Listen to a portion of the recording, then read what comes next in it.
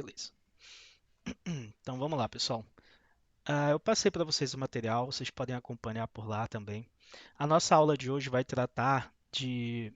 Antes de eu começar, tem alguma dúvida, alguma pergunta, algum questionamento que vocês queiram fazer?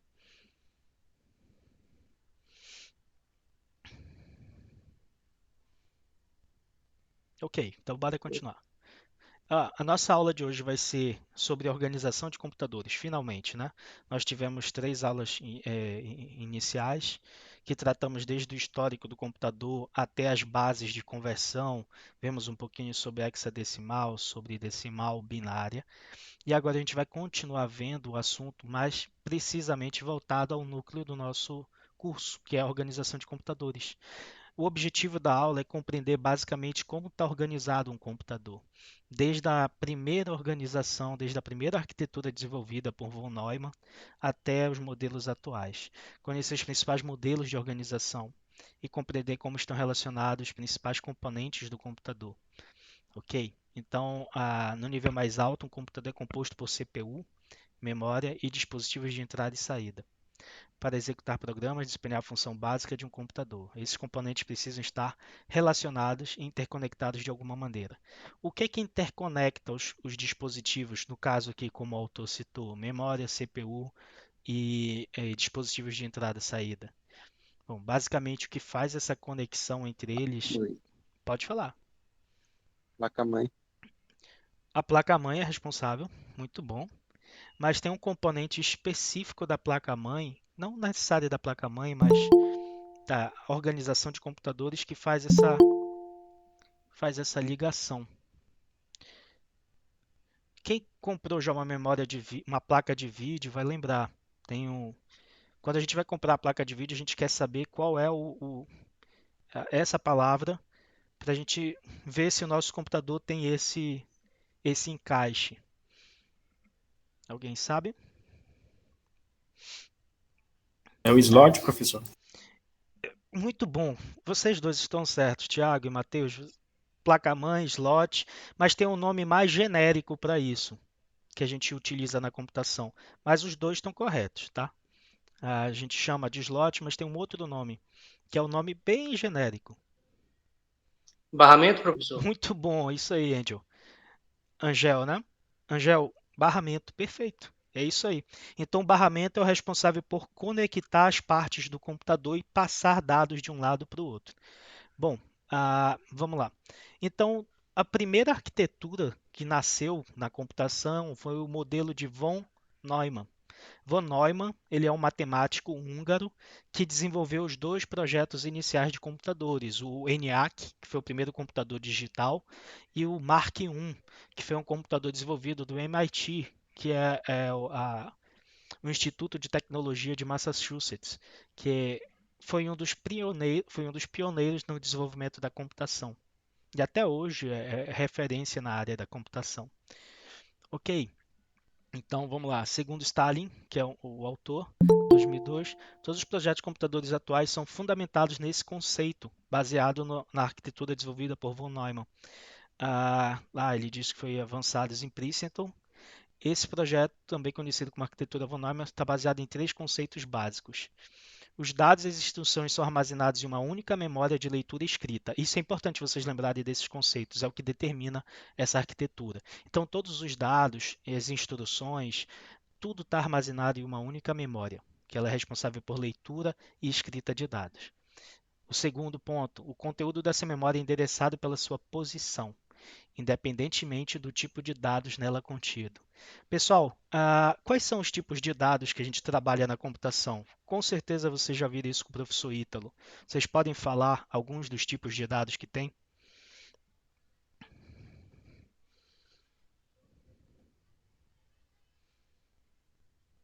Com o professor Ítalo, a gente aprendeu mais a parte da programação em script, professor.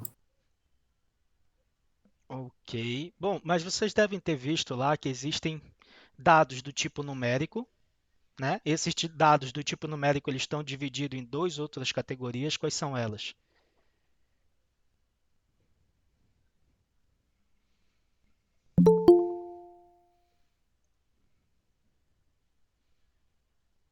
Bom, pessoal, vou dar uma força. Dados do tipo numérico estão divididos entre a categoria de dados inteiros e os outros, quais são? E o float, Float. Float, em português, a gente está falando tipos reais, né? Então, tem o tipo inteiro, que não possui casa decimal. Tipo real, possui casa decimal. Um exemplo de número com casa decimal seria o número π, né? 3,14, possui a casa decimal, 14. Ok. Então, nós temos dados do tipo numérico, né, inteiros e reais. Temos dados do tipo string ou caractere, que é dado de texto. Temos dados do tipo que só pode ser verdadeiro ou falso. Que tipo de dado é esse? Ele só possui esses dois valores, ou verdadeiro ou falso. lógico, Isso. Lógico ou booleano é o mesmo, significa a mesma coisa. Dados booleanos ou lógico só possui valor entre 0 e 1. Aliás, entre não, 0 ou 1. Ok. E tem outros tipos de dados mais complexos, como objetos, mas provavelmente vocês não viram isso e também não é interesse saber nesse momento agora. Mas basicamente existem vários tipos de dados que o computador pode armazenar e tratar. E aqui há um conceito estabelecido pela arquitetura von Neumann é que o conteúdo da memória ele é endereçado pela sua posição, independente do dado. Então não interessa qual é o tipo de dado que ele está armazenando, aquele dado vai ser armazenado em uma posição específica da memória. Tá. A execução de instruções ocorre de modo sequencial. Então, sempre você vai começar pela posição 1 da memória, posição 2, 3, e vai executando todas as instruções que estão nela, até que, exceto que, quando um programa altere essa instrução. Vamos lá voltar para a disciplina do professor Ítalo, de algoritmos. Vocês já viram um laço de repetição enquanto, certo? eu já, professor. Mas Mas vocês, não vocês... me lembro de ter passado, não, mas não sei, né? Ah, não. Bom, Enquanto esse número não for igual a esse, continue isso, que é um esse. laço de repetição, como o próprio nome indica, algo que vai se repetir até uma determinada condição ser atendida. Por exemplo, enquanto o usuário não inserir um dado, por exemplo, tu está criando um programa para calcular o IMC do usuário. O IMC é o índice de massa corpórea, né, para ver se o usuário é obeso ou não. E esse IMC ele é calculado pela altura dividido pelo quadrado do era a altura pelo quadrado do peso. É, se eu não me engano é isso. Então, ele é dividido a altura pelo quadrado do peso. No teu programa, enquanto o usuário não inserir a altura, você vai ficar esperando até ele inserir a altura, entendeu? Então, enquanto ele serve para isso.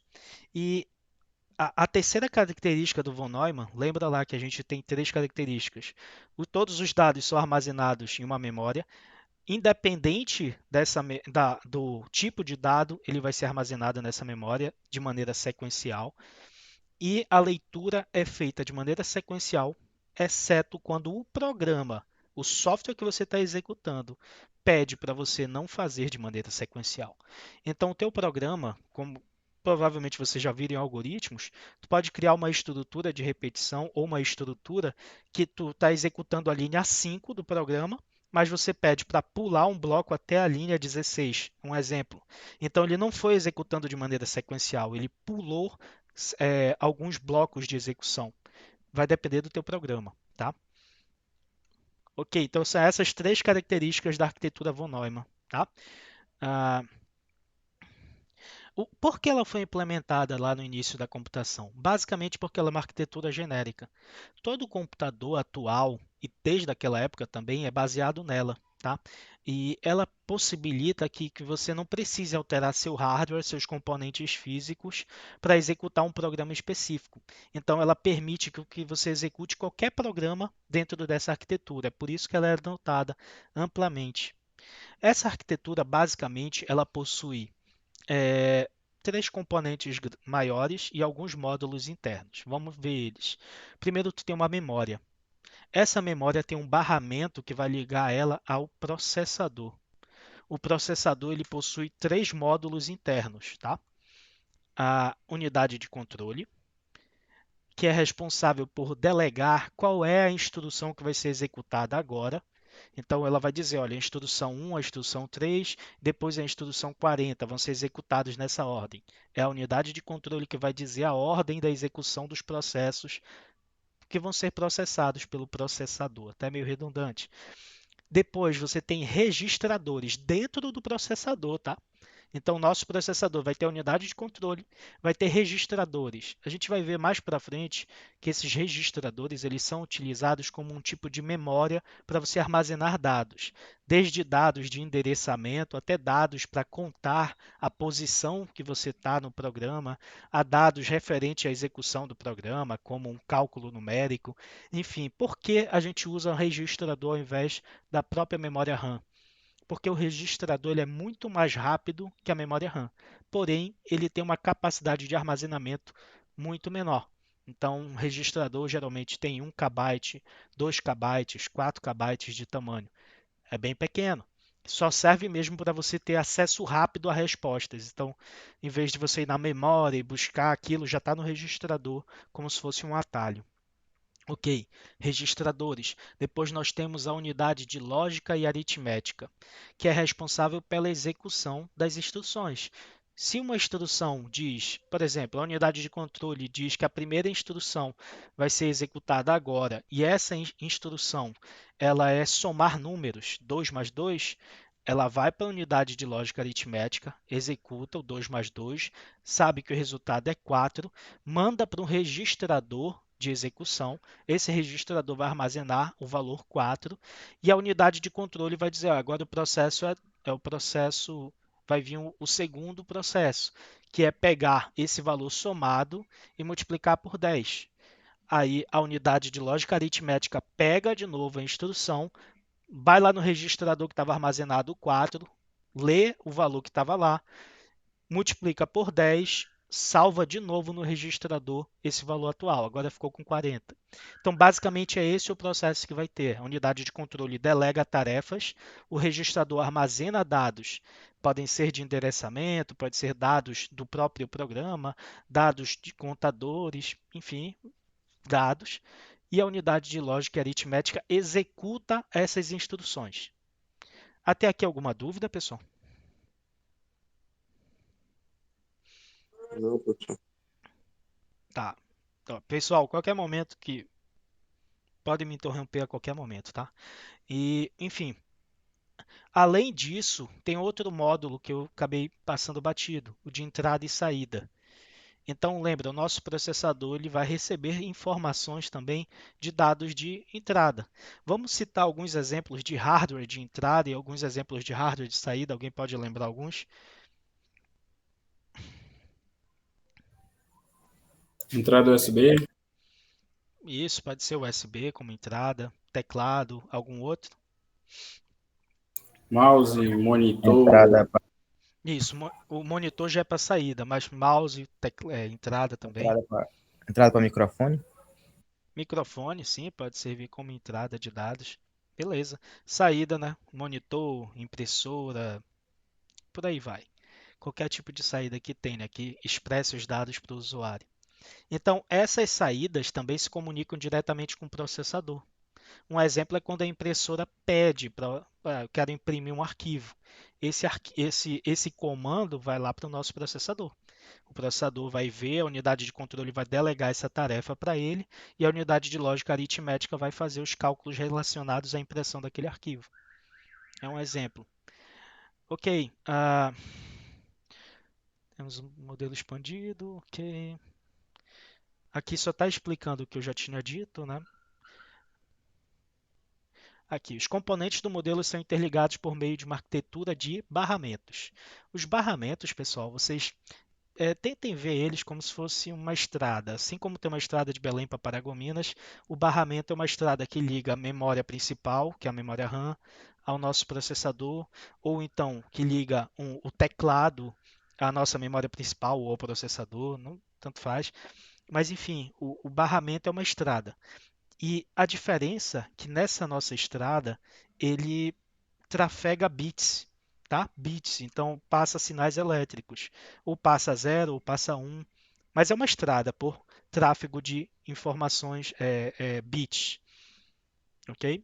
E pode ser uma estrada de leitura e de escrita, ou seja, uma estrada de mão dupla, que você tanto envia dados para o processador, quanto recebe dados do processador também, tá?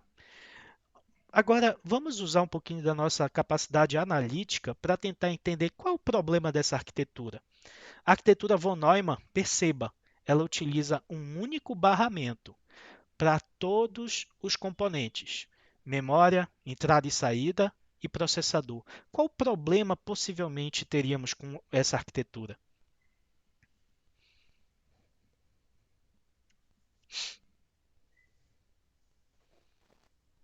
Colisão de dados, professor? Eu ia dizer que ia ficar congestionado, né, professor? Não ia dar muito Isso, certo, né? muito bom, Ana Célia, Ribamar. Então a gente vai criar um gargalo, né? O que que é esse gargalo? Todo mundo vai querer usar o barramento e não vai conseguir, porque o barramento ele tem uma limitação física. Então ele só pode, digamos que a palavra desse barramento, a palavra é a quantidade de dados que aquele barramento consegue trafegar por vez, por um ciclo. Digamos que seja 8 bits. E a entrada vai querer fazer uma requisição ao processador. A memória também. Ei, Congestion... professor, Oi, desculpa aí, mas pode o que é um ciclo mesmo? É um tempo determinado, é? Um ciclo? Na próxima aula, que eu ainda vou dar aula hoje, mas especifica isso melhor. Mas o ciclo, sim, é o tempo que tu leva para executar uma instrução. Tem ciclo de execução, tem ciclo de leitura de instrução, existem vários ciclos dentro do nosso computador. Então, Uhum. por exemplo, o ciclo o inicial que a gente usa é para ler instrução na memória. Tem um ciclo que a gente faz isso. O Uhum. processador pega uma instrução da memória, traz para os seus registradores e aquela instrução está lá próximo ao processador para ser executada. Depois tem o ciclo de execução, que é o próximo passo. Ele vai executar o que está lá dentro dos registradores, executou a tarefa na unidade de lógica aritmética e vai passar para um novo ciclo de leitura da memória. Vai ler de novo e ver qual é a próxima instrução. Isso vai se repetindo, tá? Eu só adiantei um pouquinho o conteúdo, mas tranquilo. Vamos lá. Enfim, o barramento ele possui uma palavra que é uma capacidade de que ele consegue trafegar dados. Então, 8 bits, ele só consegue passar 8 bits por vez. Se a memória entrada fazer requisição desse barramento simultaneamente, você cria um gargalo. Por isso que essa arquitetura ela foi utilizada nos dois primeiros computadores, o ENIAC e o Mark I, mas ela não continuou sendo utilizada nos demais por causa desse gargalo. Perceberam que era necessário criar diferentes níveis de barramento, que nós vamos ver na próxima aula. Existem 3 hierarquias de barramento do sistema, enfim, nós vamos ver daqui a pouquinho. Enfim, então o barramento é um problema, o gargalo gerado na arquitetura de von Neumann é o problema clássico dessa arquitetura. Ok. Bom, os componentes que constituem a CPU possuem os módulos de interpretar os códigos. Bom, como a gente sabe, o nosso software, qualquer coisa do nosso computador, é um código. Esse código, né, a gente já viu, é uma linguagem de programação que a gente usa para comunicar com a máquina. Ok? Que executam as funções lógicas e aritméticas de propósito geral. Vários outros componentes são necessários para que o computador possa funcionar. Os dados e instruções devem ser inseridos de alguma forma no sistema. Para isso é necessário um módulo de entrada de dados. Basicamente, o que ele está dizendo aqui é que, além do processamento, memória, a gente precisa de um sistema que entre dados. Então, para isso, a gente tem um sistema de entrada e saída de dados. Outro componente importante da arquitetura ah, Outro componente importante no modelo de Neumann é a memória. Observe. Os dispositivos de entradas fornecem instruções e dados de forma sequencial. Bom, acho que a gente já conversou sobre isso, mas vamos ler os tópicos. Nem sempre um programa é executado de forma sequencial. Lembra que eu conversei sobre isso? Que dependendo do código que está sendo executado, ele pode escolher uma outra ordem de execução que não seja sequencial. Mas isso vai ser estabelecido sempre pelo programa em si, tá? Não é o teu processador que vai definir isso. É o programa, é o código que está sendo executado. Uma operação aritmética e lógica pode precisar de mais de um dado de cada vez. Isso é um fato importante. Se você tem, digamos, um conjunto de instruções para, sei lá, calcular o IMC, como a gente viu, você vai precisar do dado da altura e depois o dado do peso.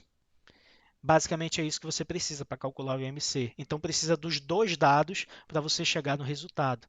Então, várias vezes o processador ele vai armazenar dados temporários nos registradores para depois consultá-los e dar o retorno da instrução.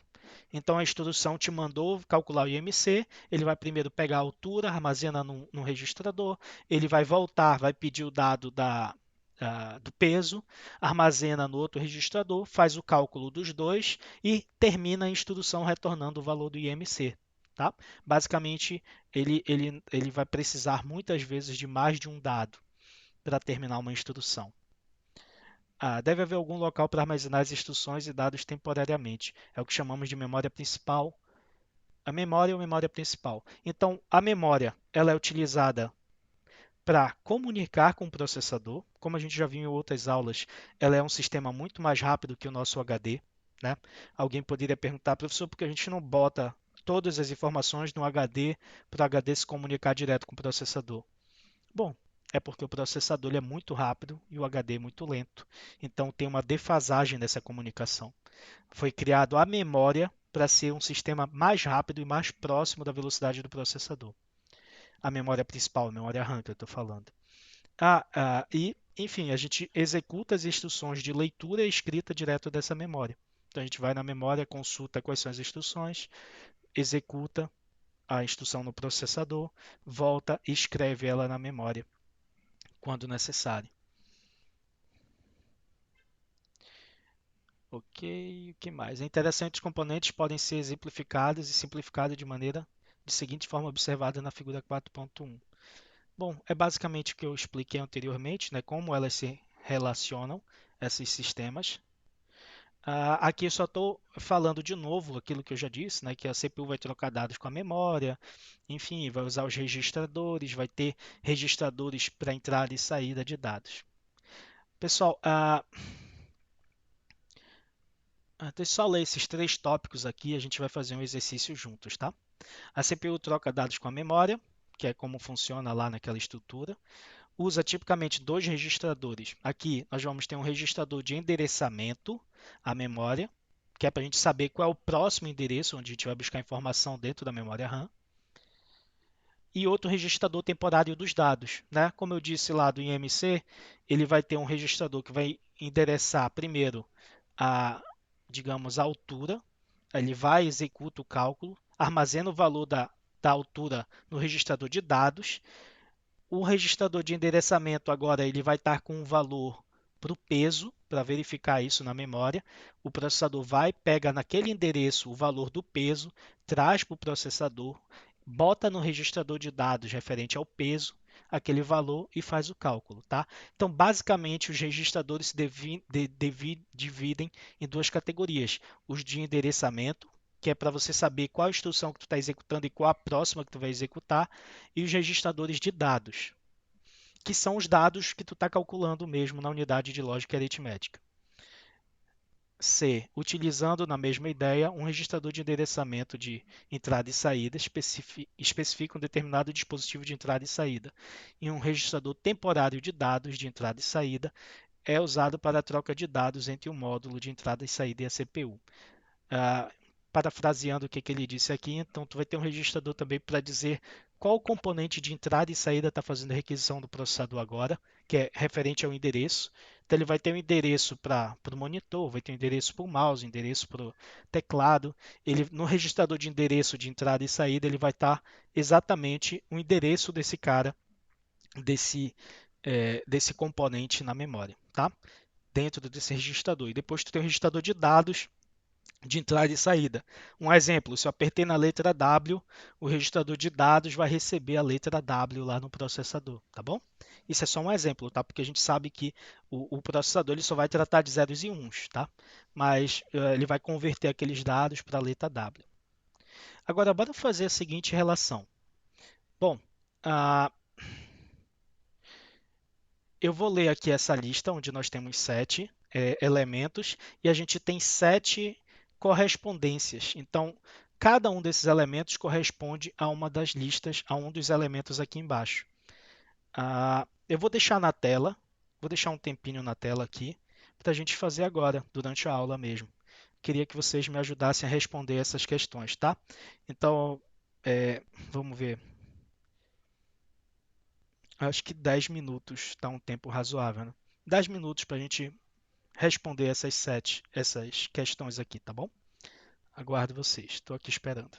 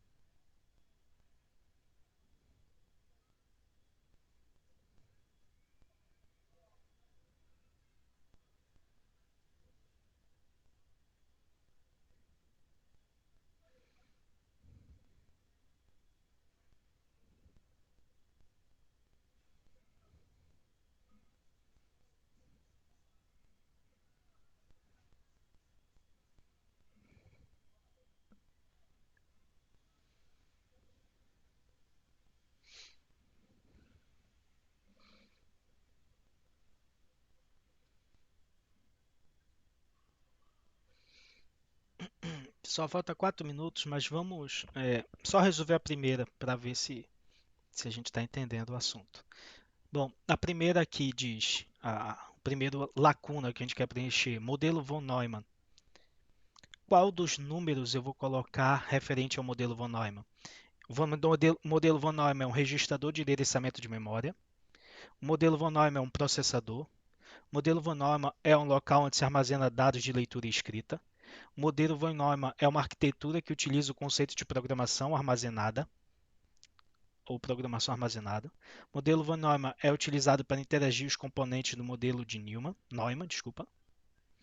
É utilizado para interligar os componentes do modelo de Neumann. O modelo von Neumann é um registrador de endereço de entrada e saída ou um registrador temporário de dados de entrada e saída. Qual dessas referente ao modelo von Neumann? Arquitetura, professor. Perfeito, Thiago, isso mesmo. Então a gente já sabe que a primeira lacuna é 4. O modelo von Neumann ele é uma arquitetura que utiliza o conceito de programação armazenada. Tanto que a disciplina que a gente estuda é organização e arquitetura de computadores, né? E a primeira arquitetura criada para os computadores digitais, lembra que é digitais, né? Que a gente tem computador analógico que vai desde o ábaco, a máquina analítica do Charles Babbage, enfim, aqueles são computadores analógicos. Os O computadores, Abaco. o ábaco é Utiliza, considerado um computador. eu utilizo, professor, o Abaco lá no trabalho lá, que é aquele manual, né? Isso. Tem até um aqui para mostrar. Esse cara aqui.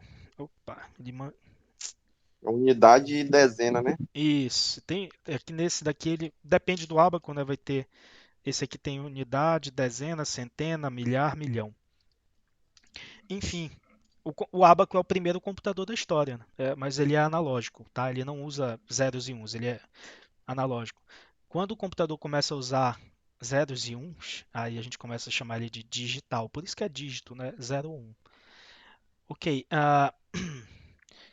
beleza. Agora vamos ver a segunda lacuna. Utiliza, basicamente, dois registradores para trocar dados com a memória. Bora ver quais são. Esse elemento utiliza basicamente dois registradores para trocar dados com a memória. É um registrador de endereço de memória. Esse elemento que utiliza basicamente dois registradores para trocar dados com a memória é o processador. Se repete, esse elemento é o local onde se armazena dados de leitura e escrita. O 4 a gente já sabe que não é, então esse elemento para trocar, que utiliza dois registradores para trocar dados com a memória, é utilizado para interligar os componentes do modelo de Neumann. Esse elemento é o registrador de endereço, ou esse elemento é o registrador temporário de dados de entrada e saída.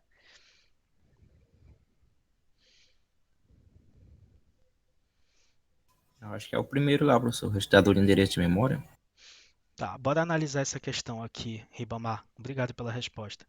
Bom, quem é responsável por utilizar os registradores?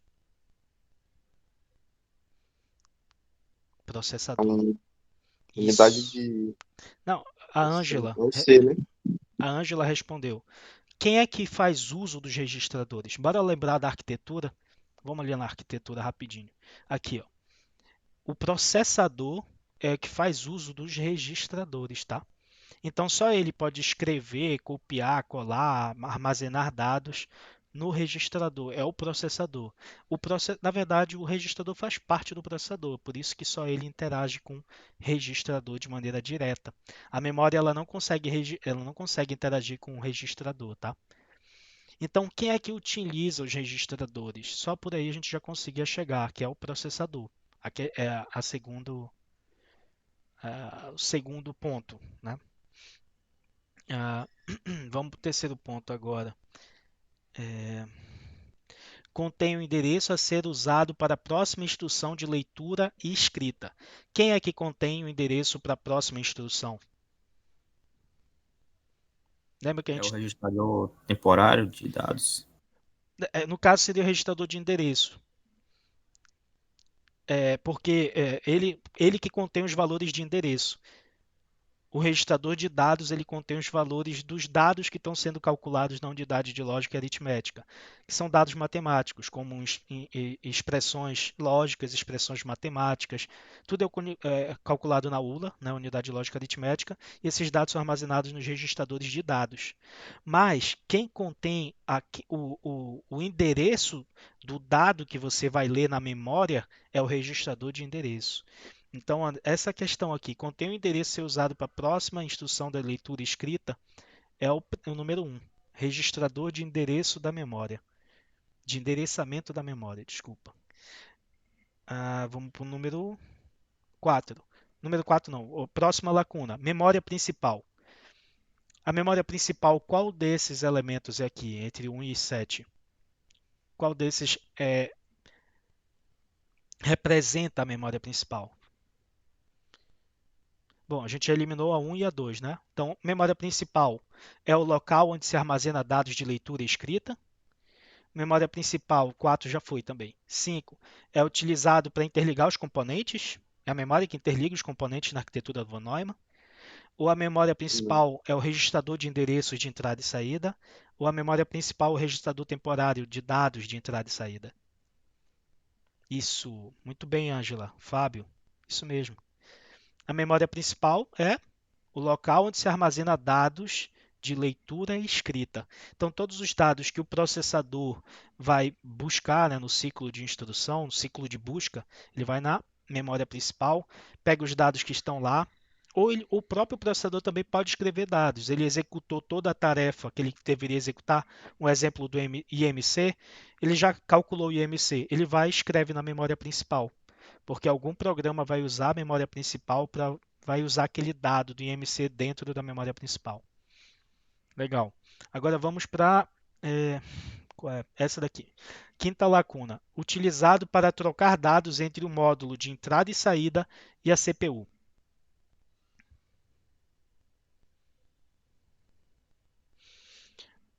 Vê a palavra-chave trocar dados, tá? Lembra que tem dois tipos de processador, de registrador. Registrador de endereçamento e registrador de dados, tá? Então, é utilizado para trocar dados entre entrada e saída com a CPU. Então é 7, professor. Exato, é a 7. Beleza, 7, muito bem, utilizado para registrar dados entre entrada e saída da CPU. Barramento. Qual desses números é referente ao barramento? 5. Muito bom, isso mesmo, Matheus. É utilizado para interligar os componentes do modelo de Neumann. Oi, professor. Pode falar, Mayla. Eu tive que entrar por esse. Eu tive que entrar aqui, é Letícia. Eu tive que entrar por esse celular aqui, porque o meu não presta mais de jeito nenhum. Tudo bem, eu vi que estava saindo Ok. e voltando, não tem problema. Vamos lá. Última lacuna, especifica um determinado dispositivo de entrada e saída.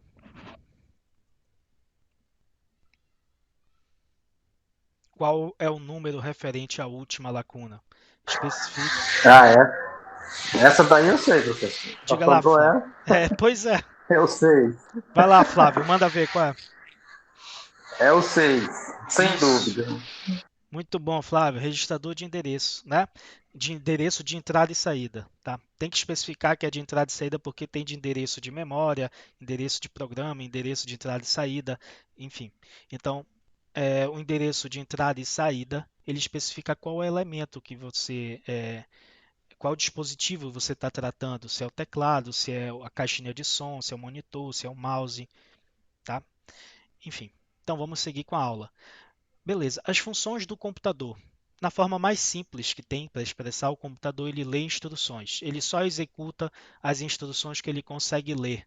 E essas instruções nós chamamos de programa ou software. Então, basicamente, o que ele faz? O processador lê instruções na memória. Então, todo o software que a gente já pode concluir, ele fica armazenado na memória do nosso computador. Professor, essa memória é o HD? Não, é a memória RAM, memória principal. O HD ele é um tipo de memória que a gente classifica como? Ele é uma memória? Não volátil. Também. Ele é uma memória secundária e o Thiago também está certo, ele é não volátil, ele não apaga os dados quando o computador é desligado. Beleza. Então, o processador lê instruções na memória, uma de cada vez. Aqui no final está especificando, esse é o ciclo de busca. Então, durante o ciclo de busca, ele vai na memória, captura uma informação que ele quer e traz para os seus registradores. Tá? O processador executa cada uma, podendo envolver diversas operações, como eu disse lá do MC, vai calcular a primeira altura, depois vai calcular o peso e no final ele vai gerar o resultado. Todo o processamento necessário para o ciclo de execução é denominado ciclo de instrução. Tá? Então, ciclo de execução é quando ele está executando as tarefas. O ciclo de instrução é quando ele completa todas as tarefas. Bora voltar para o IMC. Então, ele fez o ciclo de busca na memória, pegou os dados referentes para calcular a altura e calcular o peso. Pegou esses dados da memória, armazenou nos seus registradores. Agora ele vai fazer o ciclo de execução, que é calcular esses dados. Ele vai pegar a altura, dividir pelo quadrado do peso, que é o IMC, vai fazer esse processo de execução. Se ele tivesse que calcular mais alguma coisa, ele ia continuar no ciclo de execução. Terminou de executar o processo em si, aí ele conclui o ciclo de instrução. Tá bom? Então, um ciclo de instrução pode ter vários ciclos de execução. Ou seja, imprimir um arquivo. Ele tem um ciclo de instrução onde vai ser executado primeiro, verificar se a impressora está ligada, se a impressora tem tinta, depois vai verificar, isso são ciclos de execução, tá? Impressora está ligada, ciclo de execução 2, impressora tem tinta, ciclo de execução 3, a impressora tem papel na bandeja, ciclo de execução 4, imprimir. Quando ele terminou os ciclos de execução, ele completa um ciclo de instrução, tá? Então, uma instrução pode ser dividida em várias partes, e essas partes vão ser executadas de maneira sequencial. Legal. Então, ciclo de busca, pegar os dados da memória. Ciclo de execução, executar a tarefa que está lá para ser processada. Ciclo de instrução é um conjunto de tarefas ou um conjunto de ciclos de execução. Importante lembrar desse termo. Alguma dúvida até aqui? Bom, então vamos seguir. Busca e execução. No início de cada ciclo de instrução, lembra o ciclo de instrução é o ciclo maior, aquele que envolve todas as execuções. O processador busca uma instrução na memória. Existe um registrador chamado contador de programa, ou Program Counter, que é o PC. Esse registrador ele só serve para ver qual sequência do programa você está, em qual parte do programa você está, tá? Para determinar qual a próxima instrução que vai ser executada. Então, ele é usado para guardar o endereço da próxima instrução. Então, tu está executando a instrução atual no PC, que é o registrador PC, o Program Counter, o contador de programa, ele vai guardar a próxima instrução, tá? Ele já vai endereçar a próxima instrução a ser buscada na memória. O processador ele incrementa esse contador de programa, né, o PC, depois de cada busca de instrução. Então, a cada busca, ele vai atualizar o valor do PC para o próximo endereço de memória que vai ser buscado depois de executar essa instrução. Então, ele já vai ordenando a ordem de execução. Tá? E lembrando, normalmente é sequencial. Então, vai executar primeiro a instrução que está no endereço 140 da memória. Segundo a instrução, o PC já coloca o 141, que é a próxima. Ele já vai pegar no PC o próximo endereço, executa 141, atualiza o PC para 142. E assim ele vai. Mas se o programa que está sendo executado disser que ele simplesmente quer executar a 180, ele vai pular da 141 para 180, porque houve essa interrupção via programa. É o programa que precisa dos dados da linha 180, do endereço 180. Legal? Eu sei que é meio complicado essa parte, mas não se preocupem, pessoal. Vamos continuar aqui. E se tiver dúvida, vão falando, que a gente vai resolvendo logo isso agora. Professor, essa parte aí é igual quando a gente está fazendo a programação lá da aula do professor Ítalo, que vai pulando as etapas lá e ele vai perguntando para poder, quando a gente terminar, fazer o processamento do programa.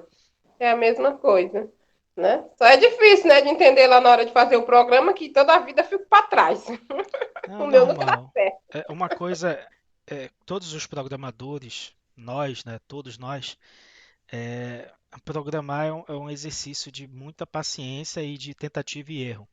A gente erra muito antes de acertar, até fazer o programa funcionar. Mas Sim, isso é professor. normal, tá? Tem muita Enfim, lógica também, né? oi? Jogo de lógica tem que ser afiado. Isso. De novo, né? A gente vai tentando uma hipótese até ver funcionar aquilo. Mas é normal, é assim mesmo. É frustrante, mas quando acerta é muito bom. Continuando, então o processador ele incrementa esse contador, o PC, a cada busca de instrução, mas nem sempre de modo sequencial. Ah, como foi dito, o processador ele busca instruções na memória e vai incrementando esse contador, o PC, incluindo o endereço da memória seguinte.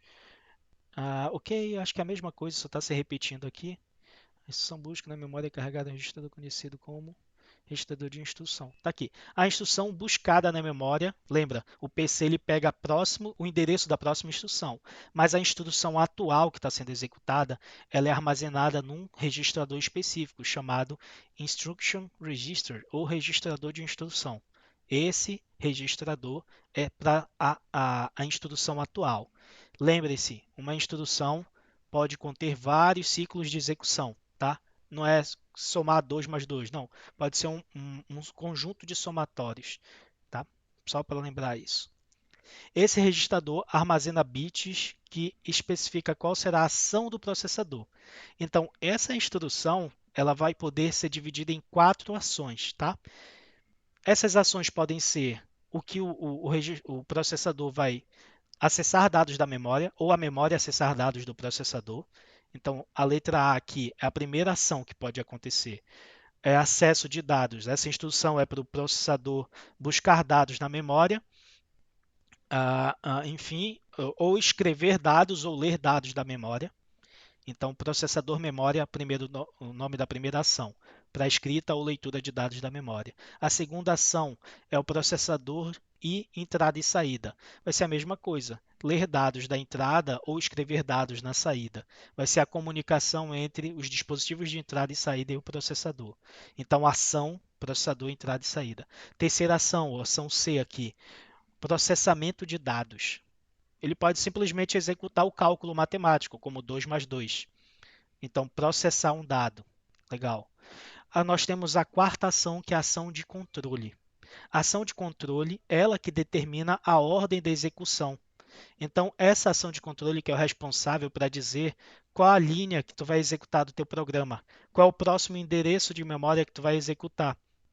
É ela responsável por dizer qual é a próxima instrução a ser endereçada, tá bom? Então, controle. Determinadas instruções podem dizer que a sequência de execução das instruções seja alterada, deixa de ser sequencial para uma estabelecida pelo programa que está sendo executado, alterando a sequência do contador de programa, que é o nosso PC, lembra lá. Por exemplo, uma instrução de controle. O processador pode buscar uma instrução na posição da memória 149, no endereço 149. A instrução contida nesse endereço 149 especifica que a próxima instrução a ser executada é a contida no endereço 182. Aí o PC vai ser atualizado, né, o Program Counter, ele vai ser atualizado para a instrução contida no endereço 182. Tá? Então, vai armazenar 182 no contador de programa, no nosso registrador PC. Ou seja, ele vai pular. Ele estava na instrução 149 e vai para 182. O natural seria ele ir para 150, né, a 150. Mas como isso foi estabelecido por uma ação de controle, o programa que previu isso, então ele pula essas linhas, ele pula esses endereços sem problema nenhum. Existe uma exceção no nosso computador que se chama assim interrupções. São ações que são executadas dentro do nosso processador. Geralmente as interrupções elas são voltadas para evitar desperdício de tempo do processador, desperdício de recurso do processador. Um exemplo clássico é a utilização de uma impressora. Quando tu vai pedir para imprimir um arquivo, ele vai primeiro fazer aquela verificação que eu falei desde verificar se a impressora está ligada, se ela está com status de tinta ok, e tudo isso demora tempo. Então o processador ele não vai ficar, como a impressora ela é mais lenta, ela vai demorar um tempo para verificar se tem tinta, se tem papel, e isso demora muito tempo. O processador não vai ficar esperando, aliás, parado esperando a resposta da impressora. Ele vai ficar esperando, mas ele não vai ficar parado, ele vai executar outras tarefas. Então, vai executar, digamos, um arquivo que você está usando, um arquivo de vídeo, uma videoaula que você está assistindo, ele vai ficar executando, executando, até que a impressora vai mandar uma interrupção para ele. Vai mandar uma instrução dizendo, ó, estou pronta para imprimir.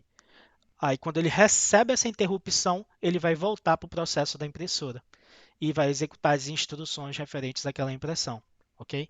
Então, a interrupção ela é voltada para evitar desperdício, do processador.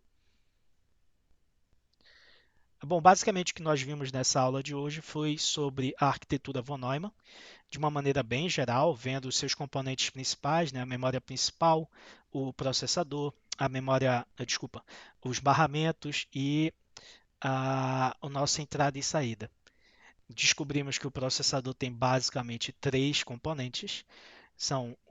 Segundo essa arquitetura, tem esses três, né?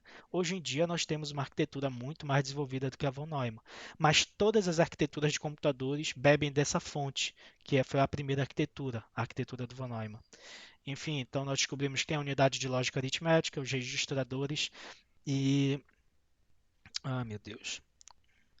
Unidade de controle. Pessoal, só para lembrar, por exemplo, hoje em dia, o que a gente utiliza além desses três elementos dentro do nosso processador? A gente tem uma outra memória, que é específica do processador.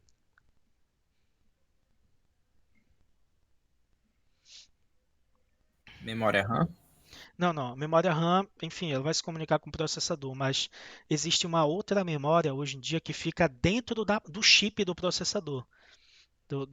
Digamos que seja isso, Cláudio, muito bem.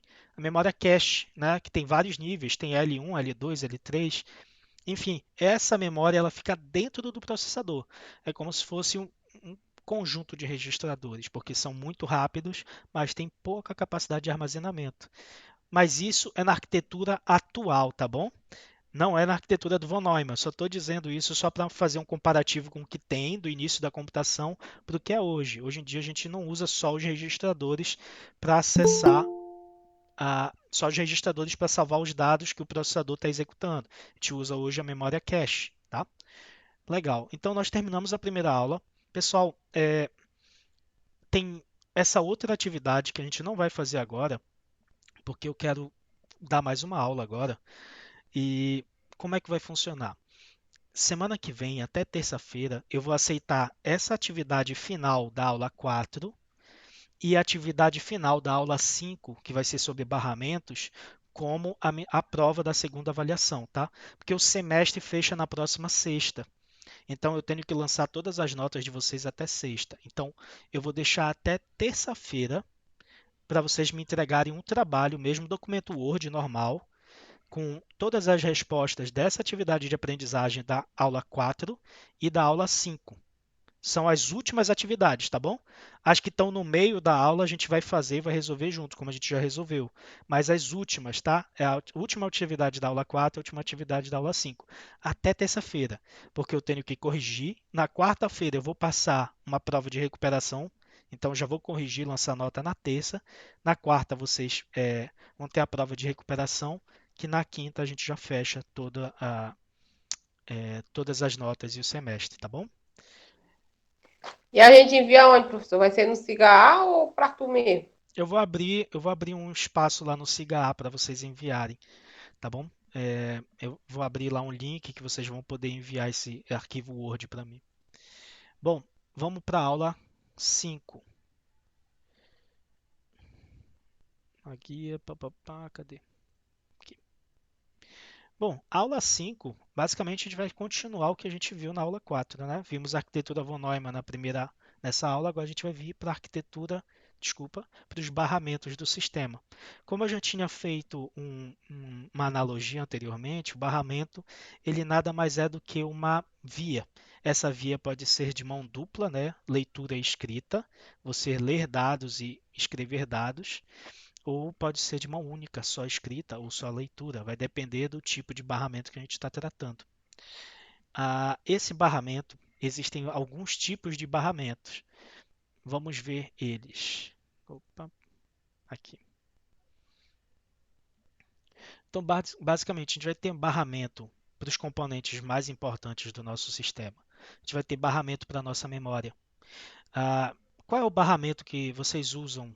Dê um exemplo de um barramento moderno que a gente usa na nossa memória. Só para ver se alguém sabe algum barramento moderno. Beleza, Daniel. DDR4 é um tipo de barramento. Exatamente. Então, nós temos DDR4, DDR3, só DIN, DIN. Tem vários tipos de barramento.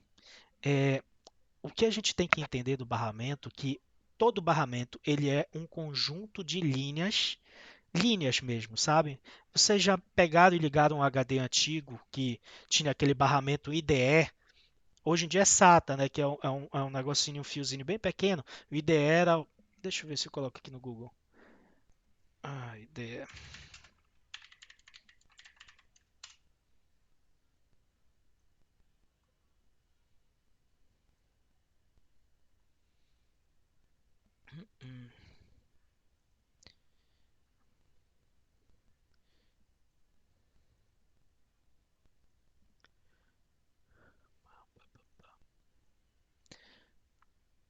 Tá aqui. Esse aqui é o barramento IDE, pessoal. Vocês estão vendo aqui que são um conjunto de conectores e todos eles, para cada conector que tem, possui um fio correspondente. Então, eu não lembro quantos conectores tem no IDE, mas digamos que seja 40. Então, você tem 40 fios, um para cada ponta que você conecta, para cada conector desse, para cada entradinha dessa, sabe? Então, o barramento ele é o conjunto dessas linhas.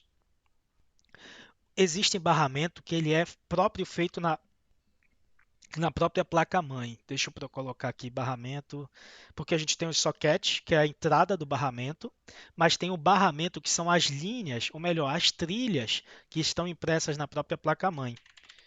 Alguém já viu uma placa-mãe de perto e viu aquelas trilhas?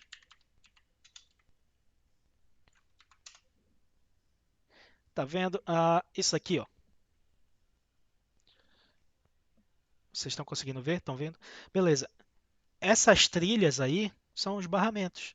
O conjunto de trilhas ou conjunto de linhas forma um barramento, tá? Então, o barramento ele é responsável por interligar todos os componentes do computador. Então, a memória para o processador vai ter um conjunto de trilhas impressos na placa-mãe para interligar essa memória com o processador. O socket que a gente vai usar, o DDR4, é o barramento também, é a entrada do barramento. Quando você coloca a sua memória RAM no socket, ele vai simplesmente passar, trafegar os dados através das trilhas até o processador. Então, essas trilhas que passam os bits 0 e 1, são por aí que vão passando, tá?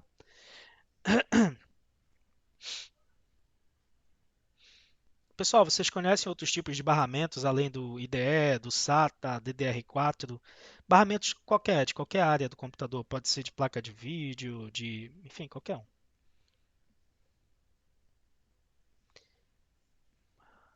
Arquitetura de Tô lembrando computadores, não, assim. Só saber esses aí mesmo que você falou. tranquilo. PCI, muito bom, Daniel. A gente tem um PCI, né, que veio substituir o AGP. E atualmente a gente nem usa mais o PCI, a gente usa o PCI Express, né, que é uma versão otimizada do PCI. Enfim. Então, os barramentos são essas linhas, tá? E nem toda linha vai servir para a mesma coisa. Por exemplo, você vai ter uma linha, uma trilha, que vai ser só para escrita de dados. Vai ter outra só para leitura. Então, quando os dados forem naquela linha, eles são para escrita. Quando forem em outra linha, vai ser para leitura. Vai ter um barramento voltado só para endereço. Vai ter outro barramento para dados. Ok? A memória ela vai ser ligada dessa maneira aqui com o processador. E aqui, tu vê que só tem um barramento de dados, é porque essa ponta está sendo ligada com HD. Bora lembrar como é que funciona o início do nosso computador. Quando tu aperta no botão Power do teu computador, nós temos vários sistemas que estão sendo executados ali. A gente tem um sistema chamado BIOS, né, que é o Basic Input Output System. Esse sistema ele vai verificar se todos os componentes do teu computador estão ok, estão funcionando. Memória RAM está funcionando, HD está funcionando, SSD está ok, verifica se tudo está certo. E se tudo estiver certo, ele inicializa o computador. Depois que inicializa, você vai ter a execução de pegar todo o teu sistema operacional que está dentro do teu HD, né? Por isso que tu tem armazenado lá, sei lá, 20 gigas, 30 gigas para o Windows ou Linux, sei lá qual é. Vai pegar o teu sistema operacional e ele vai carregar o teu sistema operacional na memória. A partir daí, o sistema operacional vai ficar dentro da sua memória e ele vai se conectar, se comunicar diretamente com o processador. Por isso que esse lado aqui de dados, só dados, é para ele ler os dados do HD. Então ele vai ler e escrever, tá? Esses dados aqui é tanto de leitura e escrita, porque a memória pode escrever dados no HD sem problema nenhum também. Ok. Então os barramentos servem para isso, troca de informação. Existem barramentos específicos, um para leitura, outro para escrita, outro para endereço, mas eles são basicamente para trocar informações entre os componentes do computador. Existe um barramento específico para módulos de entrada e saída, né, que são o nosso mouse, teclado. Vocês já devem ter visto, né? Tem aquele barramento que a gente usa para o nosso microfone, que é o P2. Alguém já usou o P2 no seu computador, que é aquele. É, melhor mostrar. Entrada rosa, professor? É, P2. Nem no Google eu achei, calma aí. Microfone P2.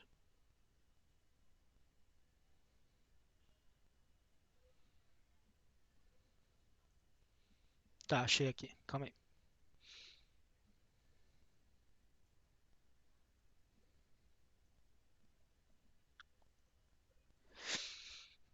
Caramba, compartilhar. Calma aí só um segundo, pessoal. Errei a guia. Tá aqui, achei. Esse daqui é o barramento que a gente usa para o microfone, que é o P2, que é essa entrada. A gente tem outros barramentos. Um que a gente usa nos pendrives. Qual é o barramento que a gente usa no pendrive? Lembrando que pendrive ele é um dispositivo de entrada e saída, né? USB, né, professor? Perfeito. A gente tem um USB. E lembra que os barramentos eles sofrem alterações no decorrer do tempo, tá? Então tem barramentos os mais antigos, eles são um pouquinho mais lentos, os mais atuais são mais rápidos.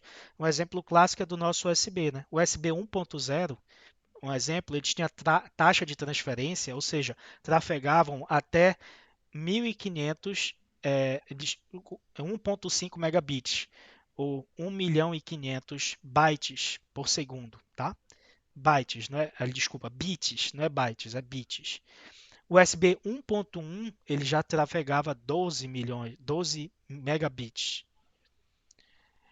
O USB 2.0 ele trafega 480 megabits por segundo. Enquanto que o mais atual é o USB 3, né, 3.0, ele tem uma taxa de transferência de 5 gigabits, ou seja, 5 bilhões de bytes por segundo, que é rápido demais, né? Por isso que ele é infinitamente mais rápido que o nosso USB 1.0. Então nós temos barramentos específicos para entrada e saída, temos barramentos específicos para memória, né? Vimos DDR4, DDR3, temos barramentos específicos também para o processador. Ah, calma aí, só.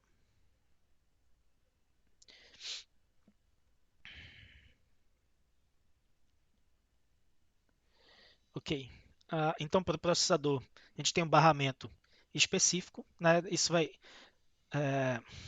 quando tu vai comprar a tua placa-mãe, tu vai ver qual é o barramento do teu processador para saber se aquele processador serve naquela placa-mãe. Então vai ter vários tipos de barramentos.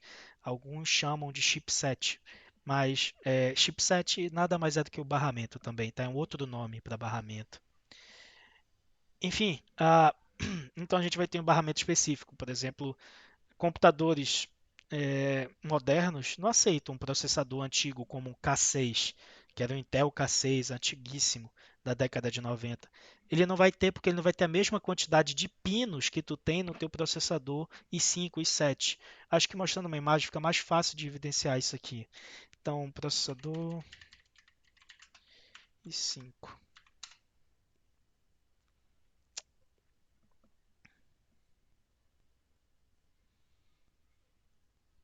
Ah,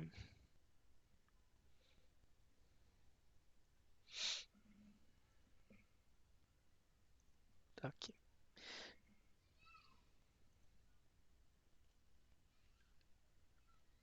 Beleza. Ó, como a gente consegue ver, perceba atrás do processador possui vários pontinhos.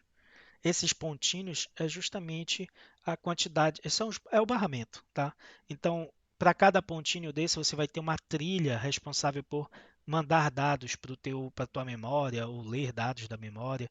Então, o teu barramento do teu processador, o tipo, o chipset dele, vai ser incompatível. Por exemplo, se eu tentar colocar na minha placa-mãe um K6, que é um processador muito antigo, e ela foi criada para um i7, ela não vai aceitar, porque não vai ter essa mesma quantidade de pinos. Esses pinos bem minúsculos aqui, não vai ter a mesma quantidade, é diferente. Então, ele não vai conseguir aceitar, não vai entender, não vai conseguir passar os dados e nem receber os dados. Legal, bora ver agora o restante, uma guia. Pá, pá, pá. Pessoal, alguma pergunta, pessoal?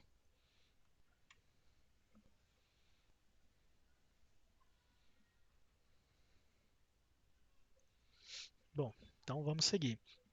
Basicamente, os barramentos eles possuem três tipos de barramentos diferentes, tá? Então a gente tem barramento para controle. Lembra que o controle é quando, digamos, a, a impressora quer pegar a vez no processador, quer dizer que ela está pronta para imprimir. Ela vai usar o barramento de controle. Então o controle é basicamente para você exigir o processador, exigir o recurso do processador. E também para você modificar, no caso, a gente já até viu isso, a ação de controle ela modifica a sequência de ações que vai ser executada no processador. Então nós temos o barramento de controle, nós temos um barramento de endereços, que também já vimos, né?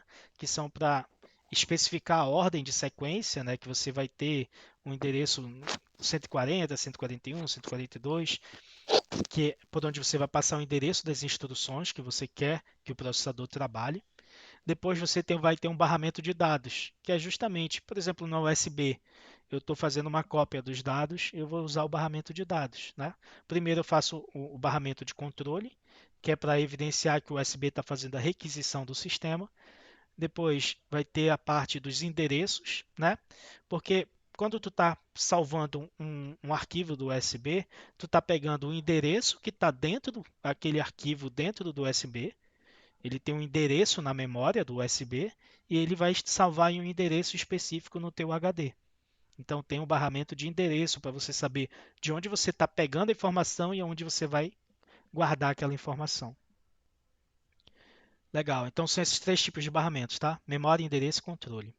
Desculpa, memória não, dados, endereço e controle. Ok.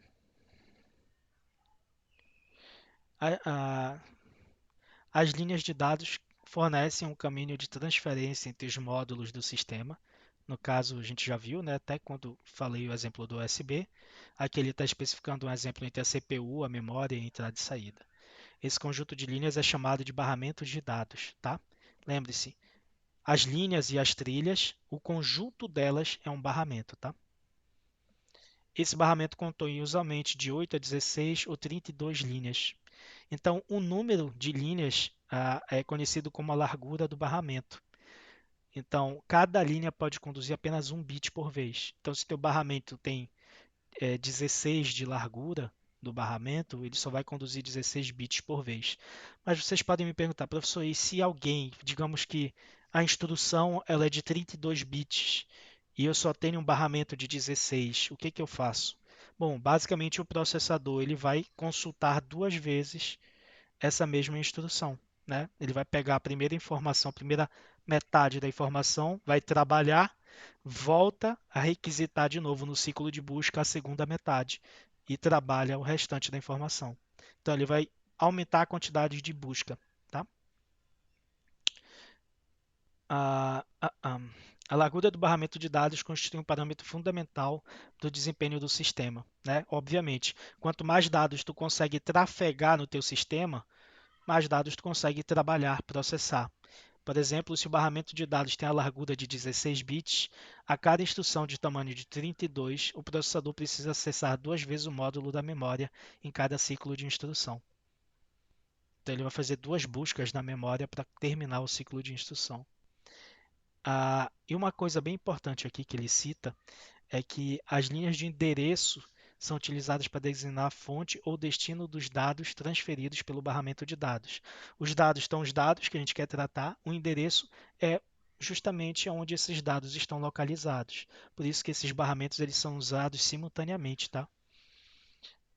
Por exemplo, quando o processador precisa ler um dado na memória, palavra de 8, 16 ou 32 bits, lembra que a palavra que eu estou querendo me referir seria a largura do barramento. Então, se o barramento tem capacidade para 8 bits, a gente diz que ele tem uma palavra de 8 bits. Inclusive, a gente pode trazer esse exemplo para a modernidade. A maioria dos computadores hoje em dia possui uma palavra, o seu processador possui a palavra de 64 bits, né? Que é a quantidade de bits que o processador consegue trabalhar em cada ciclo de instrução. Só para exemplificar, o que é um ciclo de instrução? Só para vocês terem uma noção. O ciclo de instrução, né, é quando... Eu já até expliquei isso, estou sendo redundante, mas o teu processador, ele tem uma frequência, não sei se vocês já viram, ele tem a frequência 3.5, 4 GHz. O que isso quer dizer? Lembra que todos nós vimos física no ensino médio, né? O inverso da frequência é o período. Então, 4 GHz, o inverso dele seria o período, ou o tempo que o processador leva para executar uma única instrução, Entre outras palavras, a frequência de 4 GHz quer dizer que o teu processador consegue, em um único segundo, processar 4 bilhões de bytes em um único segundo. Desculpa, 4 bilhões de instruções em um único segundo. E o teu processador, se ele tiver a palavra de 64 bytes, cada instrução vai poder ter no máximo 64 bytes. Então ele vai poder calcular 4 bilhões de instruções de 64 bytes.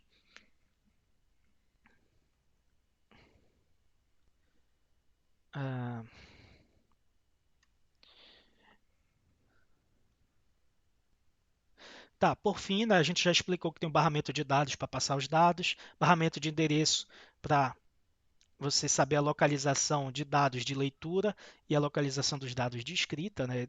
É o endereço dos dados que estão sendo passados. Por fim, a gente tem o barramento de controles, que é um conjunto de linhas de controle que são usadas para controlar o acesso à utilização das linhas de endereço e de dados. Então, tipo, qual o dispositivo que vai fazer o acesso do barramento de dados agora? É o barramento de controle que vai estabelecer isso. Isso é necessário, pois as linhas de dados e endereço são compartilhadas por vários componentes. Então, pode usar o gargalo, né? Tu tem que ter um controle para dizer quem é que vai acessar a que momento a CPU. Se todos tentarem acessar a CPU simultaneamente, não vai dar certo. Simplesmente a CPU não vai conseguir atender todas essas demandas. Então, o barramento de controle ele estabelece quem vai acessar a que momento. Ele vai estabelecer o controle, a ordem de acesso à CPU. É igual tá falando aqui no Google Meet, professor. Se todo mundo for falar, aí vai dar confusão. Ninguém Não vai dá entender certo. ninguém, né? Então, o barramento de controle ele emite sinais de controle que viajam pelas linhas do barramento, controlam, dentre outras coisas, os sinais de comando, que especificam as operações a serem executadas, como escrita, leitura, requisição, concessões. Então, o barramento de controle vai estabelecer isso, né? Quem está acessando e qual operação vai ser executada. Então, quando um módulo do sistema deseja enviar dados para o outro, ele deve, primeiro, obter o controle do barramento, né? Vai ter que, como a gente estabeleceu, é igual como a Ana falou, todo mundo vai falar ao mesmo tempo, não vai dar certo. Então, ele vai primeiro levantar a mão, olha, eu quero falar. Então, é isso que significa obter o controle do barramento.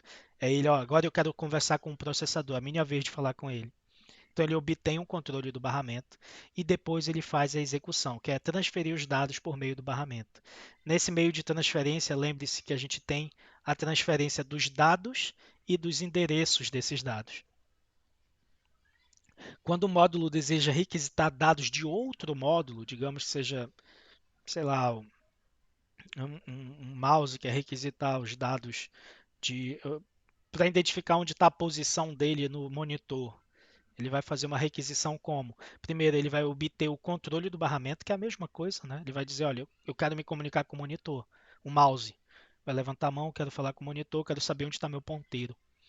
E ele vai obter primeiro o controle e depois vai transferir uma requisição para o outro módulo, por meio das linhas de endereço e de controle apropriadas. Então, é basicamente a mesma coisa. Ao invés de comunicar direto com a CPU, ele vai comunicar com o módulo que ele deseja. Tá, no computador em formas de gabinete, placas, etc., o barramento é formado por um conjunto de fios interconectados, que eu até falei ainda agora, que na placa-mãe esses fios são aquelas trilhas, como eu mostrei no Google ainda agora, e é ela que interliga todos os componentes, a CPU, a memória, os dispositivos de entrada e saída. Assim, podemos imaginar a estrutura de barramentos presente na placa-mãe como uma haste de metal, onde podemos encaixar o processador, a memória e os dispositivos. Aqui ele está dando o exemplo que nós temos as trilhas que fazem as interconexões na placa-mãe, mas de uma maneira geral também a gente tem os encaixes, que são os sockets, né? Os sockets, que são, por exemplo, o DDR4, isso também é um barramento, que é ali que você vai entrar com o dispositivo. Ah, por exemplo, a memória, ou pode entrar com um HD através do barramento SATA, enfim. Então, os sockets são estabelecidos para isso, para você entrar com o dispositivo, e eles são representação do barramento na, na, na placa-mãe. Pessoal, vamos fazer essa atividade de aprendizagem rapidinho aqui, só vou colocar aqui na tela para vocês.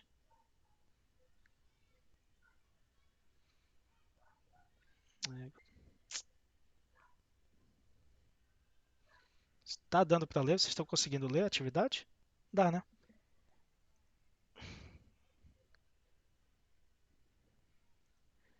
De novo, eu vou dar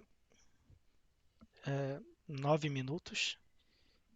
Às 8h40 a gente faz essa atividade.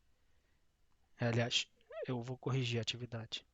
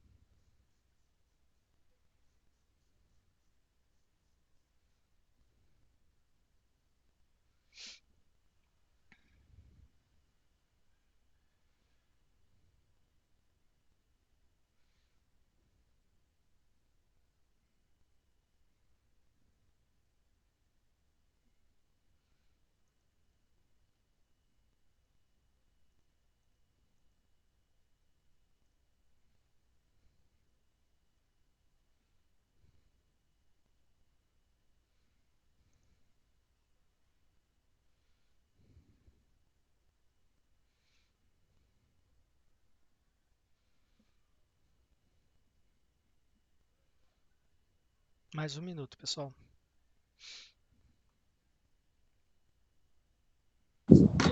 Professor, eu não tô conseguindo ver a atividade toda, só a primeira. Eu dei um zoom, que era para começar a responder por ela, mas tá aqui.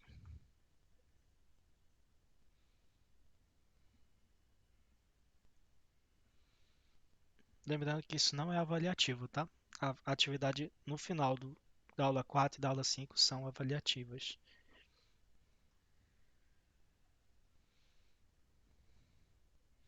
Então vamos lá. Deu horário já, pessoal. Primeira questão. Cada endereço de memória armazena o que chamamos de que pode ser lida ou escrita. O que seria isso? Lembra que o endereço de memória ele tem uma quantidade de dados que podem ser trafegados por ele, né? Então ele armazena uma. Palavra, professor. Isso, muito bom, Ribamar. Uma palavra, né? A palavra a largura da banda, né? A gente até falou isso durante a aula. É a largura da banda de dados que pode ser trafegados entre os barramentos. Então, palavra. Cada endereço de memória armazena o que chamamos de palavra, que pode ser lida ou escrita. Segundo, o barramento de pá leva sinais que vão determinar qual a posição da memória será utilizado na leitura ou escrita. Qual o barramento que é responsável por determinar a posição de alguma coisa? É o barramento de dados, ou é o barramento de endereço, ou o barramento de controle?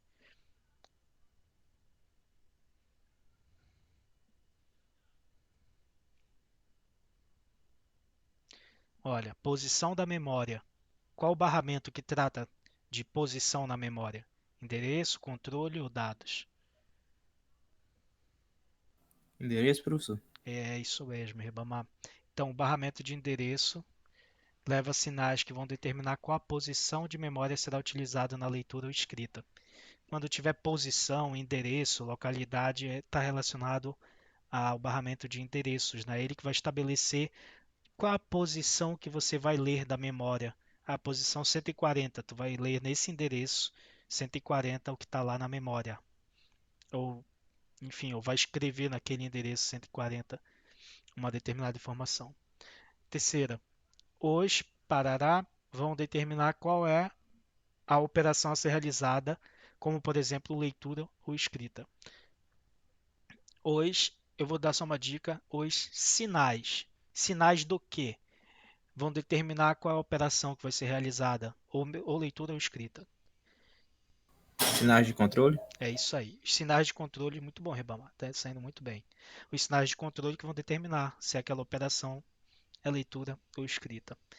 A quarta, para que um dispositivo possa se comunicar com o processador, um módulo de entrada e saída deve gerar um sinal de para avisá-los do evento.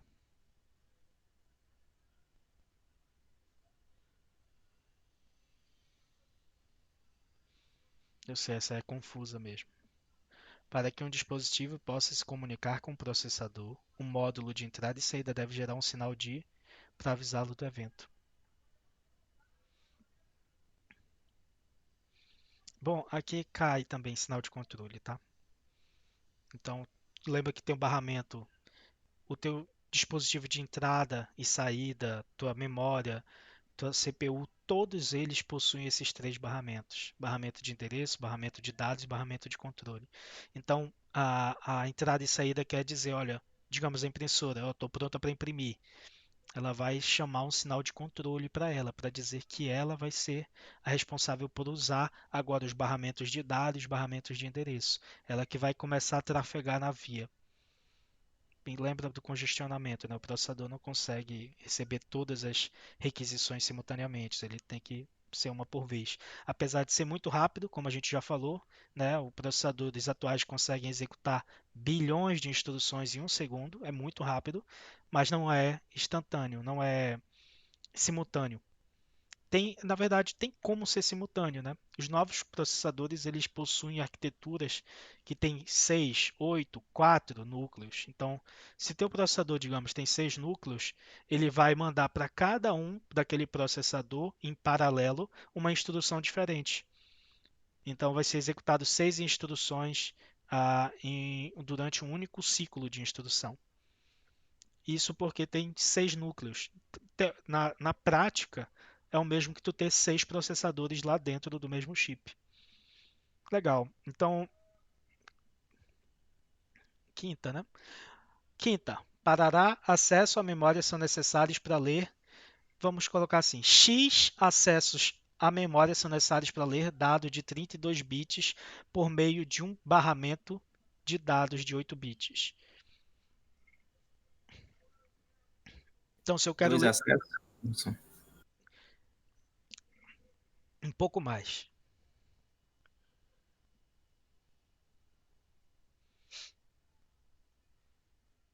Ah, 4 acessos. Isso, Ribamar. 4 acessos, né? Então ele vai fazer 4 acessos, né? 4 ciclos de instruções para pegar os dados de 32 bits, sabendo que ele tem um barramento de 8. Então ele só vai pegar 8 por vez. Vai pegar 8, depois na próxima ele vai pegar outros 8, soma 16. Próxima pega outro 8, soma 24. Próxima pega mais 8, soma 32. Legal, então agora a sexta. O parará é necessário, pois é necessário controlar o uso dos barramentos, já que são compartilhados por todos os outros módulos do sistema. O é necessário, pois é necessário controlar o uso dos barramentos, já que são compartilhados por todos os outros módulos do sistema. É um barramento que eu estou me especificando. O barramento X é necessário, pois ele controla o uso dos outros barramentos. Qual é o barramento responsável por controlar o acesso aos outros barramentos?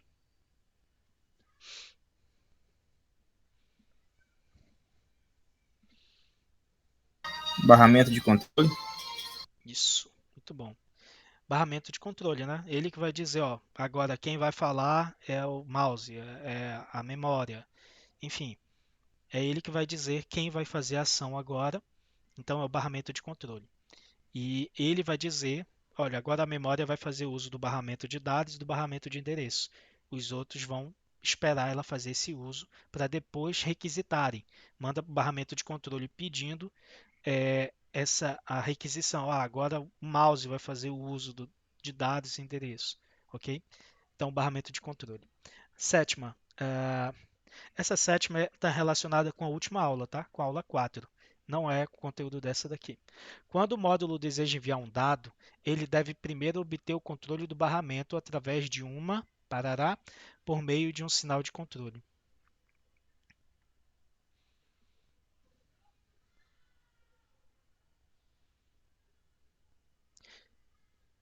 É só a gente lembrar da nossa impressora.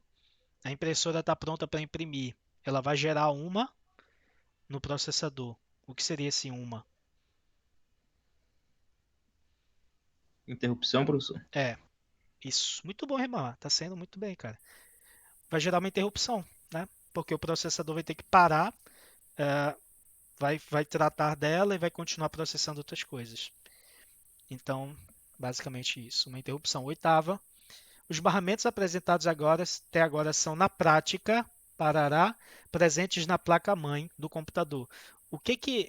Qual é a representação do barramento na placa-mãe do computador, pessoal?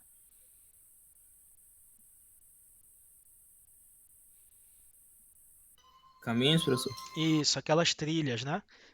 Que são os caminhos por onde passam os dados. Esses podem ser dados mesmo, pode ser dados de endereço, dados de controle. Então, as trilhas, tá? Então, na placa-mãe, o conjunto das trilhas são o barramento. Através dos vários sockets, ou sockets modulares para o encaixe do processador e memória, por exemplo. Eles são parará e trocam dados entre si. No caso, ele está referenciando aos sockets. Eles são o que os sockets? E trocam dados entre si.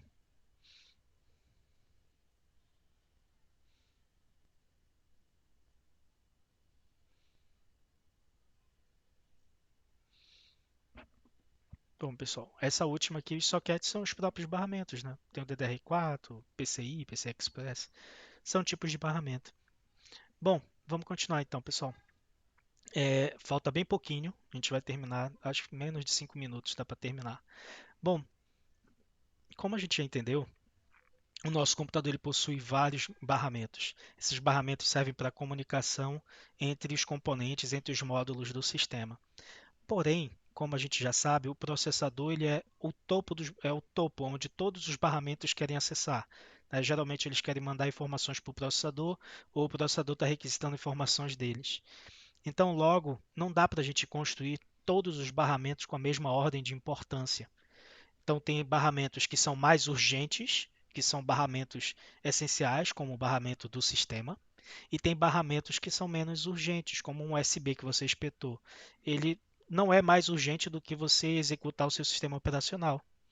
Lembra? Então, o sistema operacional ele tem mais urgência nisso, e o sistema operacional está na nossa memória. Então, o barramento da memória com o processador é mais urgente do que o barramento que conecta o USB. Vamos ver isso. Existe uma hierarquia entre os barramentos. Então, o barramento mais urgente, que tem mais urgência e que é respondido mais rapidamente pelo processador, é o barramento de sistema, que é justamente o barramento que liga a CPU, barramento local, barramento de sistema, que liga a CPU com a memória cache, né, que é agora nas arquiteturas modernas. Aqui a gente poderia substituir a memória cache pelos registradores e o CPU inteira, a CPU com a memória principal é interligada por um barramento que a gente chama de barramento de sistema, que é o que tem mais prioridade, tá? Entre todos os barramentos existentes. Logo depois vem os barramentos de alta velocidade. Um exemplo, quando a gente está jogando, a gente quer que aquele jogo seja executado numa casa de 60 FPS, 30, 40, 50 FPS por segundo. Então a gente precisa de um barramento que tenha alta velocidade para essa execução. E geralmente os jogos são executados dentro da GPU ou da memória de vídeo, né, da nossa placa de vídeo, desculpa. Então a gente precisa de um barramento muito rápido para essa placa. Geralmente a gente usa o PCI Express, que é o barramento aqui que é usado para placa de vídeo. Tá? Só foi um exemplo. O SCSI é um barramento muito antigo que era utilizado para ligar HDs. Ele já está em desuso, tá? Foi substituído pelo barramento SATA. O FireWire é uma tecnologia da Apple, então ela foi substituída também pelo Thunderbolt, que é uma tecnologia mais atual, mais recente. O FireWire já é bem antigo.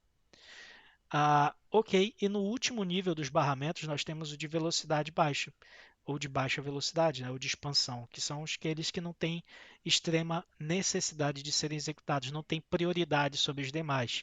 Então a placa de som, a placa de rede, a placa de o IDE, SATA, até a USB são executados na parte de baixa velocidade, que eles têm menor prioridade. Ah, Vamos falar agora um pouquinho sobre o barramento PCI. O barramento PCI, ele é o acrônimo, né, para Peripheral Component Interconnect, que seria interconexão de componentes periféricos. Como o próprio nome já indica, ele está conectando componentes periféricos, tá? Geralmente ele era usado para placa de vídeo. E o PCI ele era um barramento único. Então, se tu tivesse uma placa de vídeo e outro tipo de componente, sei lá, um HD ou outra placa de vídeo que também fosse conectado no PCI, eles iam usar o mesmo barramento. Então, logo, isso é um grande problema, que gera muito gargalo. Por isso que foi inventado o PCI Express, que ele já é um barramento dividido. Ele não tem ele não é um único barramento, ele tem vários. O que eu queria dizer, por exemplo, que tem o PCI Express onde tu acopla a tua placa de vídeo, eu vou colocar aqui, eles são independentes entre si. Então, eles não vão usar exatamente trafegar pela mesma linha, pelas mesmas trilhas, os dados. Se tu tiver duas placas de vídeo, eles vão funcionar de maneira independente. Então, tirando o gargalo do PCI, que era a sua versão anterior. Deixa eu colocar aqui, Express.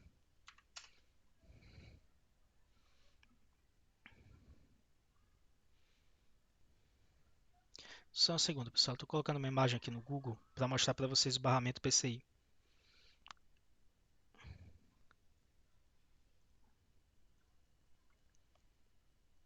Basicamente esse amarelo aqui, tá? o PCI Express. É o barramento que a gente utiliza hoje nas placas de vídeo. Então é aí onde você encaixa a placa de vídeo. E como tu pode ver, já tem um outro amarelo lá embaixo, um pouco mais abaixo. Aqui, outro amarelo grande aqui embaixo, é outro barramento PCI. Então tu pode ter duas placas rodando dentro da tua placa-mãe, dentro do teu computador, e eles vão executar com barramentos independentes. Legal. Sabendo disso, o PCI Express ele possui uma característica que ele é capaz de transferir 250 megabytes em ambas direções. Ou ele pode ler ou escrever 250 megabytes por segundo, tá? E ele possui algumas variações. Tu tem o PCI Express 1, X1 ou 1X, que ele só transfere 250 megabytes. O 4X, que ele transfere 2 gigas por segundo. 8X, ele transfere 4 gigas por segundo. E 16X, ele transfere 8 gigas por segundo. Pessoal, se eu tivesse um PCI Express 64X, quantos gigas por segundo ele transferiria? Lembrando que é 250 megabytes, que na sua versão 1x ele transfere.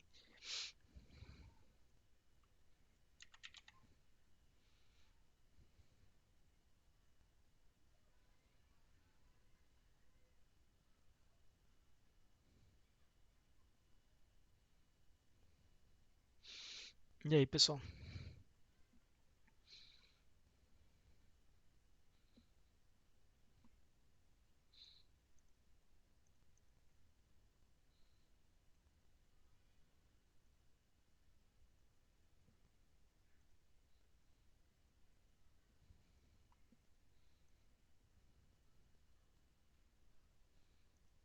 Bom, pessoal, é basicamente multiplicar por 250, né?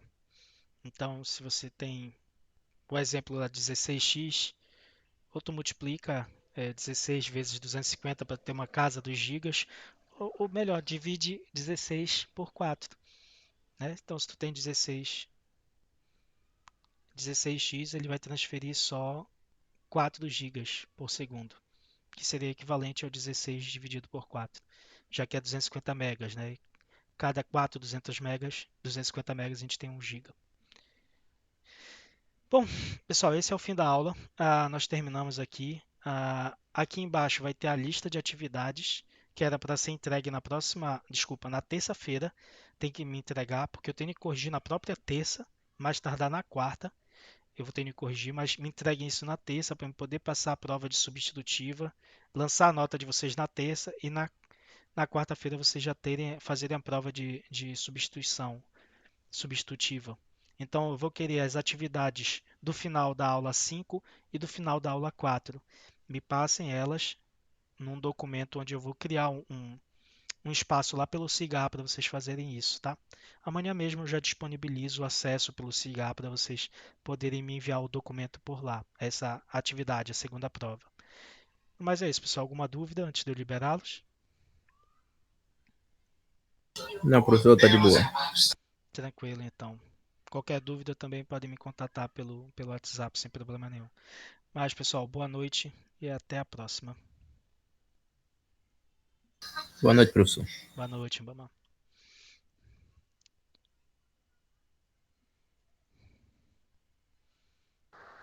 Boa noite, professor. Até mais, Flávio.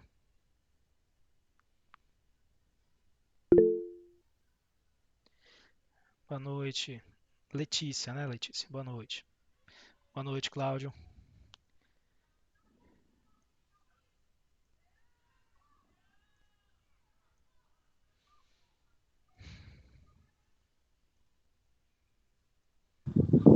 Sim, professor, aqui é Letícia, porque meu celular não prestou mais para me entrar por ele. Aí tive que pedir a menina aqui.